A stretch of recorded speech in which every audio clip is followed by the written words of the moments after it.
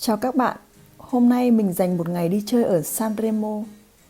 Đây là thành phố biển Địa Trung Hải xinh đẹp, là địa điểm du lịch nổi tiếng của Italy. Sanremo nằm ở Tây Bắc Italy, thuộc tỉnh Imperia, sang Pháp rất gần các bạn ạ, khoảng 30 cây số. Thành phố này nổi bật với những con hẻm nhỏ, với những cổng vòm uốn lượn, độc đáo.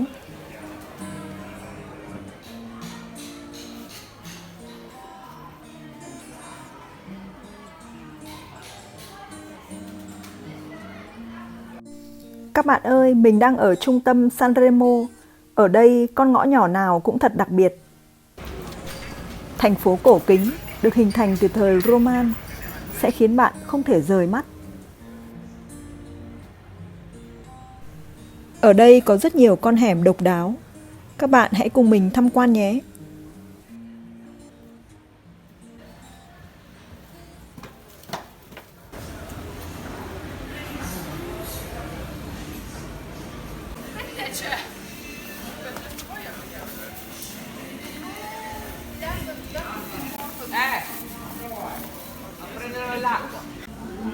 Ở một góc phố, mọi người đang trò chuyện cùng nhau.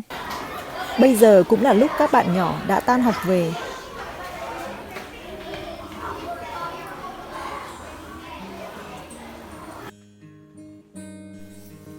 Ở góc nào thành phố cũng đẹp như những bức tranh màu nước phóng khoáng, với màu sắc rực rỡ.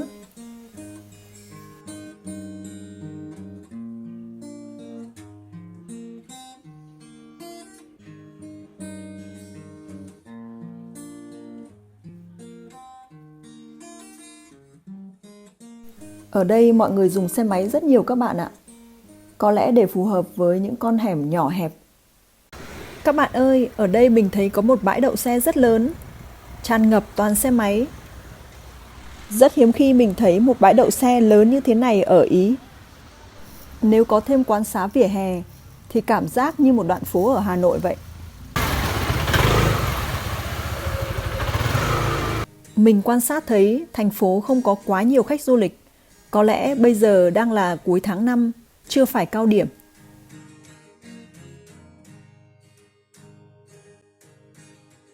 Con ngõ nhỏ này gợi cho mình nhớ tới những góc phố thân quen, cổ kính, rêu phong của Hà Nội. Mình rất thích những con đường ở đây được trang trí bằng những viên sỏi to, theo kiểu khảm, cảm giác mộc mạc và cũng rất đẹp mắt các bạn ạ. Hiện tại mình đang đi lên đồi, mình muốn nhìn toàn cảnh Sanremo từ trên cao. Đây là làng La Pigna, tiếng Ý có nghĩa là quả thông. Làng cổ này nằm trên sườn của một thung lũng, với những ngôi nhà được bố trí kết nối với nhau, tạo nên một tổng thể như hình quả thông. Chính điều này đã tạo nên tên gọi của nó. Ở cuối ngõ, mình thấy mọi người đang trò chuyện rôm rả cùng nhau. Họ đang nói về việc tiêm vaccine phòng Covid các bạn ạ. Ở đây Covid đã đi qua, mọi thứ đã trở về bình thường.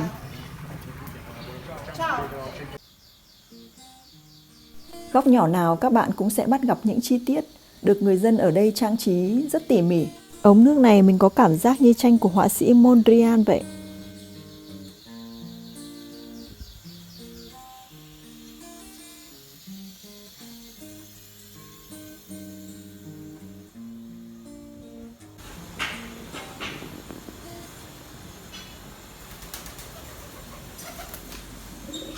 Đây là lối dẫn lên một nhà hàng và quán bar. Ở đây cũng có một cửa hàng bán đồ lưu niệm, chủ yếu là các bức tranh về cá.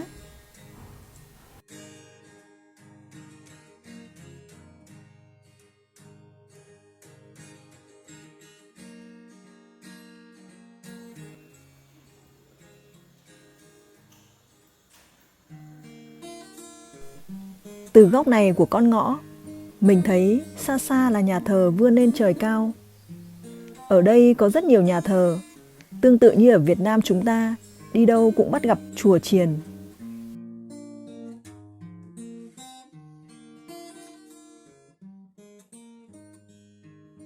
Phía trước mình là một bức tường rêu phong, đặc trưng của thời Trung Cổ. Hôm nay thời tiết rất đẹp các bạn ạ. Nắng vàng trải dài, nhiệt độ khoảng 25-26 độ C. Ở đây mình có thấy một biển hiệu bằng đá. Trên có ghi là cổng thế kỷ thứ 11. Phía đối diện có một vòi nước công cộng hình quả thông, được tạo tác rất tỉ mỉ như một tác phẩm điêu khắc vậy. Nếu ai đã từng đến Sanremo, chắc chắn cũng như mình bị cuốn hút bởi những cổng vòm cứ nối tiếp nhau, được xây bằng đá tảng hoặc gạch mộc, tạo cảm giác rất vững chãi và cũng rất mộc mạc, thô sơ. Ở đây có một giếng trời nhỏ các bạn này.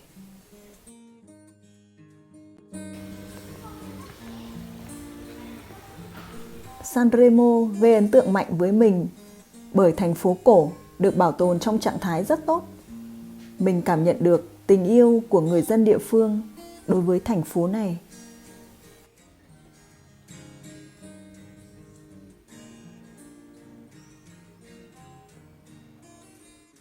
Các bạn có thấy những tác phẩm điêu khắc tái chế ở trên các cánh cửa sổ không? Thật sáng tạo, thật độc đáo và cũng đậm chất Ý.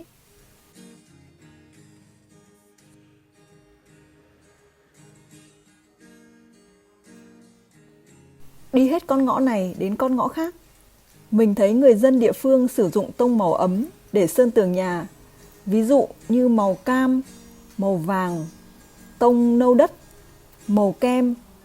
Hiếm khi mình thấy màu xanh lá, xanh biển hay màu tím. Theo mình được biết, màu sắc của những ngôi nhà, khu phố ở Ý được quản lý rất chặt chẽ. Chính vì vậy mà đi đến đâu ở Ý, bạn cũng cảm nhận được sự thống nhất trong màu sắc cũng như lối kiến trúc độc đáo của đất nước này. Những mái vòm này thật đẹp. Mình hình dung đây là quán cà phê chém gió thì thật tuyệt vời.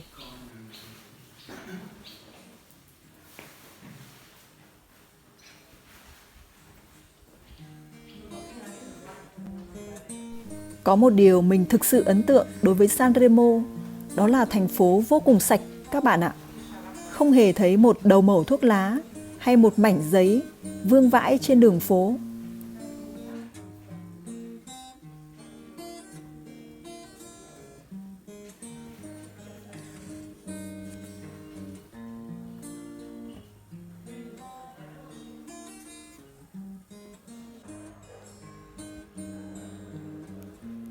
Cuốn theo những lối nhỏ, mình bắt gặp một nhà hàng mang phong cách Địa Trung Hải, với decor chủ đạo là những chú cá, rất bắt mắt.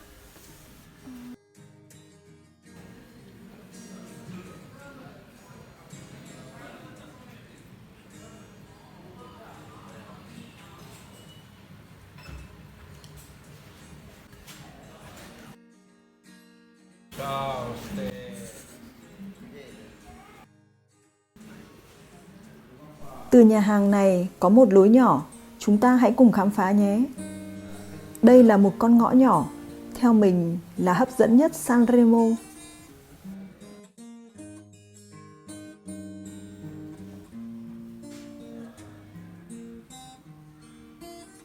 Con ngõ này thực chất là một đường hầm bên dưới những tòa nhà cổ. Mình có cảm giác như đang lạc vào một bộ phim thời Trung Cổ vậy.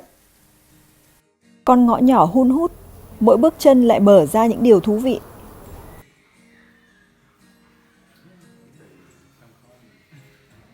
Các bạn có thể thấy những khung thép chắc khỏe, vừa là trụ đỡ cho đường hầm, vừa mang tính chất trang trí, thật độc đáo.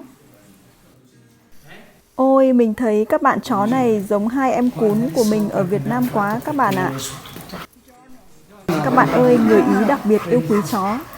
Khi có điều kiện, mình sẽ chia sẻ với các bạn cách mà người Ý dành tình cảm đặc biệt cho những chú cún cưng.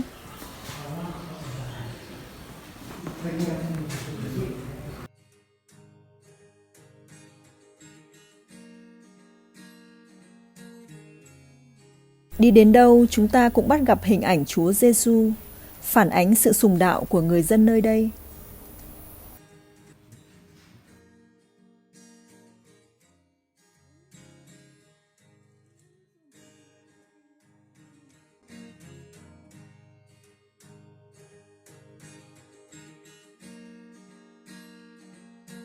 Bạn có phải là một fan của check-in không? Ở mỗi góc nhỏ của con ngõ này, bạn sẽ có cho mình những kiểu ảnh thật ấn tượng.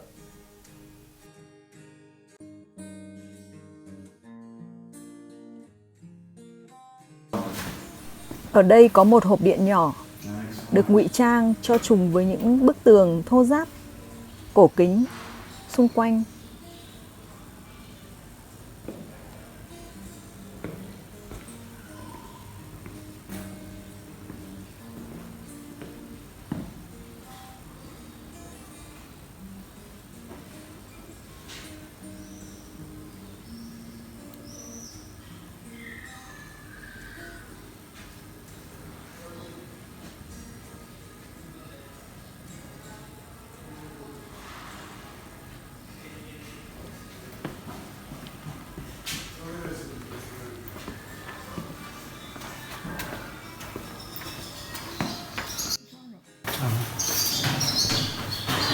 Cuối đường hầm mình thấy có một cửa hàng tiện ích.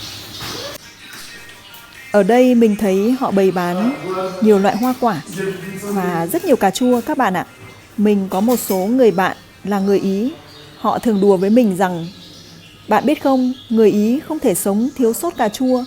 Cà chua là linh hồn của biết bao món Ý.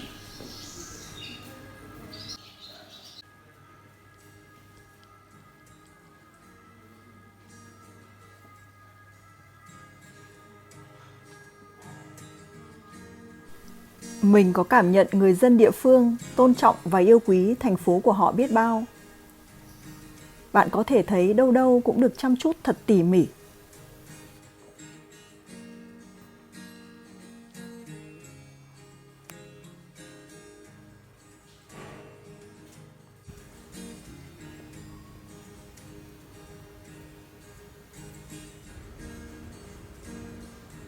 Mình đã tới đỉnh đồi. Ở đây chúng ta có thể phóng tầm mắt chiêm ngưỡng toàn cảnh Sanremo với view biển Địa Trung Hải xanh thẳm. Xa xa là hải cảng đậu những du thuyền sang chảnh. Nếu bạn đến với Italy, Sanremo là một địa điểm đáng để bạn dành thời gian khám phá.